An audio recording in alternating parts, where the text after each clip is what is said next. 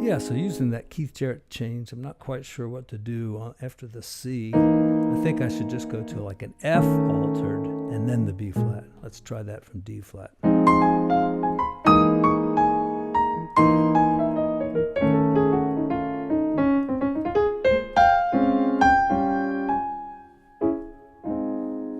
All right.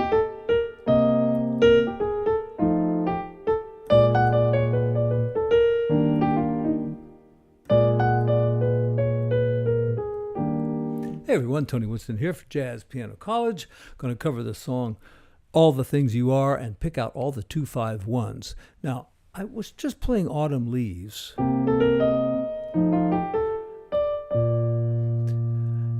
And here, to get to the E flat major, I did a very unusual 2-5-1. I did B minor to E7 to E flat, and it's very similar to like the song Satin Doll, where you go A flat minor, D flat to C.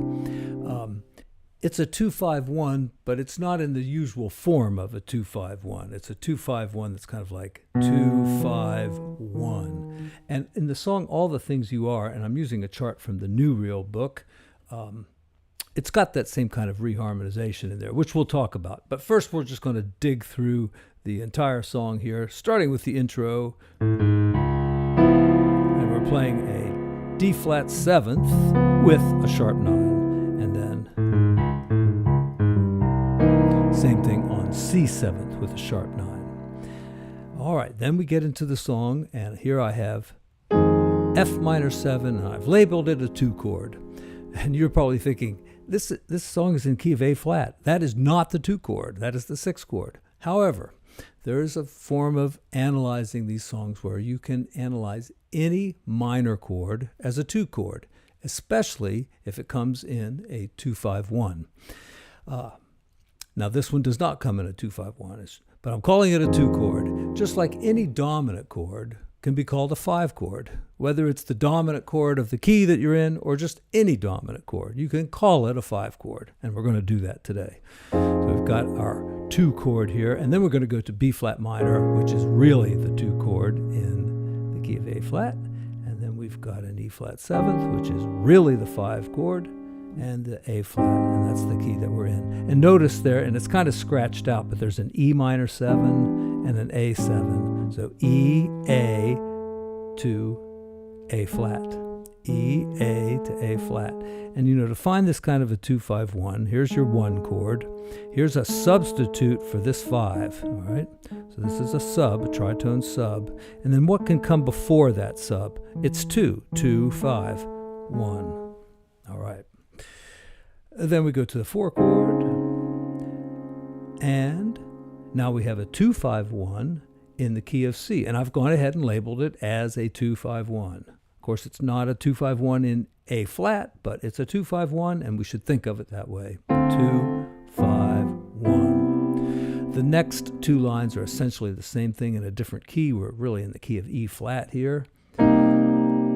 I didn't bother to label that one, but that would be the 6 chord in the key of E flat. Then there's our 2 chord, our 5 chord, and once again we have that little kind of thing that I did in Autumn Leaves a minute ago. But let's just stick to the basic chords. B flat 7 is the 5 chord, E flat 7 is the 1 chord, to the 4, and here's another 2-5-1. And now notice I've used the large capital letters for the 2 chord here, 2 I's, right? But you can use 2 small I's if it's a minor chord, and some people prefer that. However, any 2 chord, like here's the key of C, you go to a 2 chord, it's a minor chord. So when you write a 2 chord without anything else there, you should assume that it's a minor chord. And it is. It's actually a minor 7 flat 5. Now that's a kind of a setup for like a 2-5-1 in a minor key, right? But you can use it just as well on a major key. So we're in the major key here of G major, 2, 5, and 1. And our 2 chord can be like that minor 7 flat 5. All right? Now in the B section, it's really just some very simple 2-5-1s. And here I wrote the two little I's for you people that like it that way. And our 5 chord. There's a flat 9, a regular 9, and our 1 chord. So dominant chords, you usually put a flat 9 or some kind of a 9 in, maybe a flat 13 or a regular 13. And then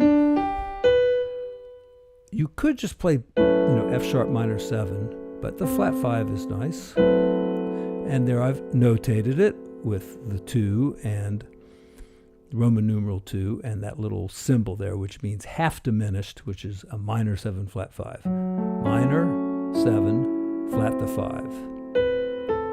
B7. And the melody, is that major 7. So it's a little dissonant there, but very cool. All right, there I just, for fun, made that like an A flat major over E. It's just a major 7th chord with a raised 5th. It's a little jazzy. Let's not do it. All right, and then here we've got a dominant chord, and I'm calling it a 5 chord because it's moving down a 5th, cycle of 5ths, dominant motion. It's a 5 chord moving to a 1 chord, and now I'm calling F minor a 1 chord. All right, because I'm just thinking in that key. C, dominant, and when you move to a minor chord from a dominant, it's usually an altered chord, like a sharp 9 or a flat 9, and so we'll do something like that. In fact, the melody note is the flat 13, so you could add the flat 9 to the chord, something like that. Let me play the bridge once so this video doesn't just sound like a bunch of random shit.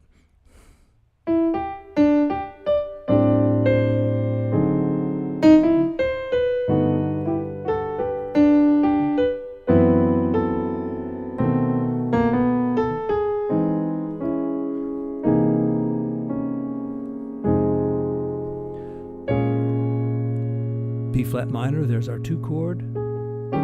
Let's do the alternate thing here. See, it's a little odd, but it really works well. And if you're soloing and you solo over E minor, going to A flat major 7th, you solo over E minor and A7, going to A flat 7th. Even if the bass player or the other instruments don't really follow you, you're going to sound like you're just jumping outside of the chords a little bit and back in, and it's a very hip sound. Not everybody has to follow you on that change. So anyway, the last verse.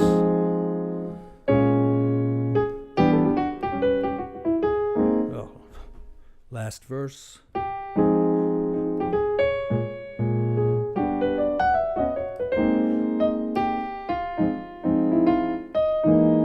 Now let me show you something. This 4 chord going to the flat 7 dominant is often called the backdoor 2-5-1, and the D flat would be a minor chord, then the G flat going to an A flat. All right, notice we're going to C minor, which is, just a substitute for A flat, right? C minor 7th, put an A flat there, same chord. So on the G flat 13, this is a rootless voicing. All right, this is a little Keith Jarrett trick here, all right? If we go to the C minor and make it a C dominant 7th with a sharp 9, we can use the exact same chord. And I heard Keith do this, and it definitely works. So let's check it out. F minor.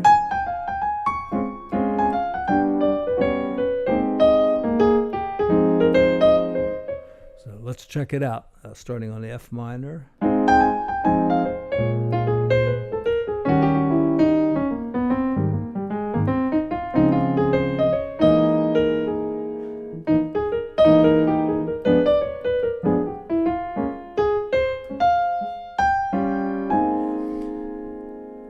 So D flat major 7th, G flat, then C altered, and then we could go to, this diminished chord has so many possibilities. One possibility is to play like a G7, These are Barry Harris ideas now. A G7 will work, an E7 will work. The melody is kind of a sharp 9 there. D flat 7 would work, and B flat 7 would work. All those dominant 7s will work there, and there's usually some cool reharmonization things you can do there. That G7 sounds very nice. And now, I'm sorry the chart's cut off. You know, if you download the full Real Book, New Real Book 1, I think it is, the entire PDF, like 400 pages, it's missing 4 pages right at the beginning, and this is one of the pages that's missing. So I must have copied it from some other book or something. But anyway, I think the melody starts on B flat there, just goes up the arpeggio like that, then E flat 7. All right, and notice I've written the 2-5-1s lots of different ways. There I've got the 2 chord with the dash in the 7. That's a minor 7th chord, the dominant chord. The 1 chord with a 6 after it because it's A flat 6, but be careful now, in classical music that just means the 1 chord in first inversion is all that means. But here I mean the 6 chord. And then I just gave up on all this and wrote 2 and 5 for this last one. That's a 2 chord, that's a 5 chord, and our F minor is a 1 chord, or a 2 chord, or if in the key of A flat, it's a 6 chord. Have I thoroughly confused everybody? All right, let's just play a little of it and we'll get out of here.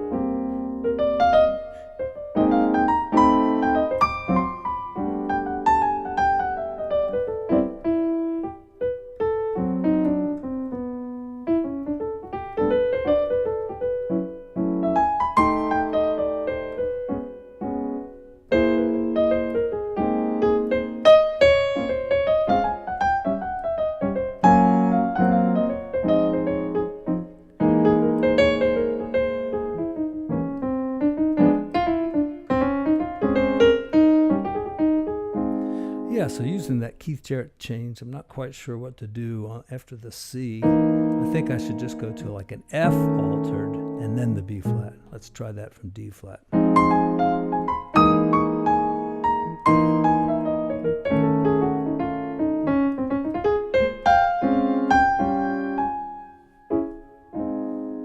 All right, thanks everyone for watching. I'll see you again soon.